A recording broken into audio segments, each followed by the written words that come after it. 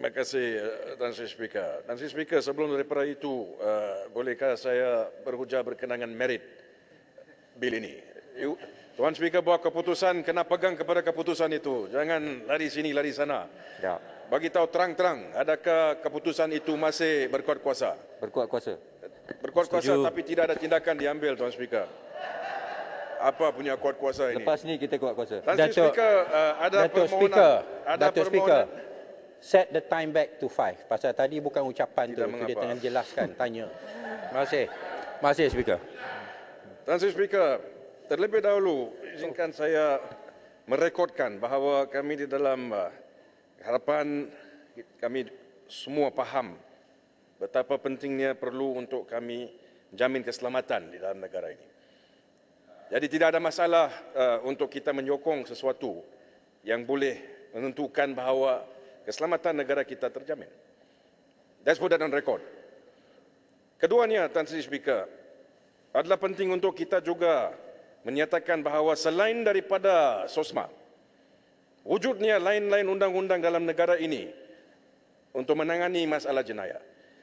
Jadi sekiranya tidak ada peruntukan Seksyen 4 kurungan 5 ini, ada peruntukan-peruntukan lain yang boleh digunakan untuk jenayah-jenayah. Misalnya kanun acara jenayah, di mana diperuntukkan masa untuk riman.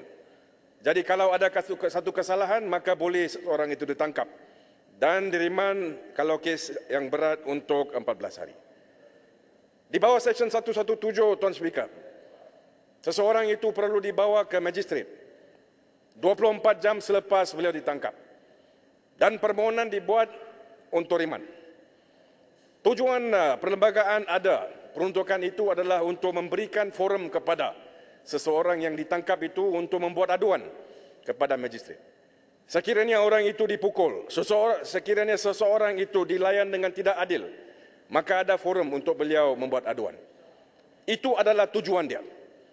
Tetapi bila kita lihat kepada peruntukan 45 ini, cukup jelas bahawa untuk 28 hari seseorang itu tidak ada forum.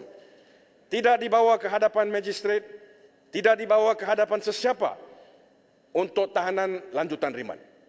Ini bermaksud, Tuan Speaker, ada ruang untuk undang-undang itu disalahgunakan. Banyak kes di mana orang itu mengadu selepas beliau ditahan 28 hari, dipukul, dibelasa oleh pihak polis, keluarganya diugut, pihak polis dan pihak berkuasa minta wang untuk rasuah dan sebagainya untuk kes itu diselesaikan. Kita semua tahu perkara ini.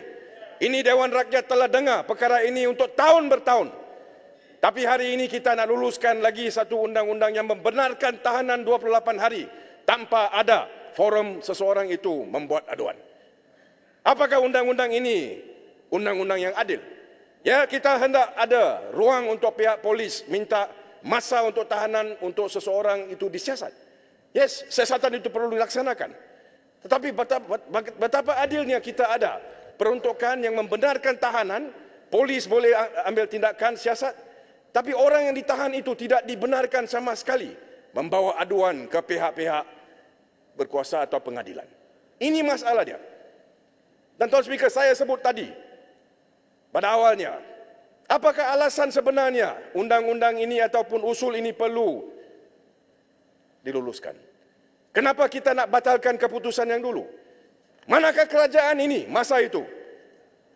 Sebenarnya mereka nak batalkan kerana mereka gagal hadir dalam parlimen pada hari itu. Kalau betul keluarga Malaysia, kalau betul undang-undang ini sangat penting, di manakah semua ahli parlimen mereka hari itu? Memalukan. You come to parliament, you say it's important, but you don't have the numbers. Dan oleh itu kamu menghadapi keputusan di mana usul itu ditolak. Tuan Speaker, kami di sini membawa perkara ini untuk kepentingan awam. Baik kalau perlu disiasat-siasat. Tapi mana kita boleh sokong satu undang-undang yang membenarkan tahanan tanpa ada akses kepada hakim? Bagaimana kalau Tuan Speaker ditangkap, 28 hari dibawa ke dalam penjara, family tidak tahu di mana kamu, dipukul, dibelasa. Bukankah Tuan Speaker akan menentang perkara itu dan meminta untuk keadilan? Itu apa yang kita sebut di sini.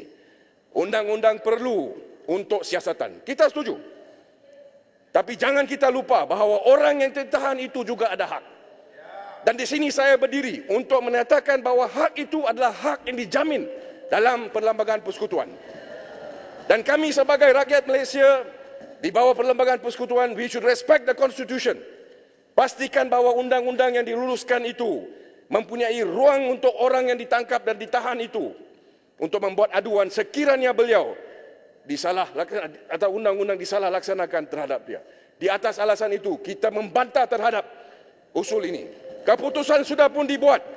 Dan, Tuan Speaker, sekiranya ada kesalahan dilaksanakan hari ini, undang-undang masih ada yang membenarkan pihak berkuasa boleh mengambil tindakan untuk mengatasinya. Oleh itu dan di atas asas itu, saya membantah usul ini, Tuan Speaker. Terima kasih. Terima kasih, Puchong. Terima kasih.